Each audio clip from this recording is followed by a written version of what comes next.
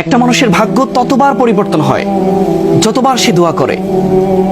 দোয়ার মাধ্যমেই ভাগ্য পরিবর্তন হয়। রাসূল সাল্লাল্লাহু আলাইহি ওয়াসাল্লাম বলেছেন, দোয়া একমাত্র ভাগ্যকে পরিবর্তন করতে পারে। আমাদের তাকদীরে যেটা আছে, লেখা আছে, ওইটাই হবে। কিন্তু পরিবর্তন করতে গেলে আল্লাহর কাছে দোয়া করতে হবে, আল্লাহর কাছে চাইতে হবে।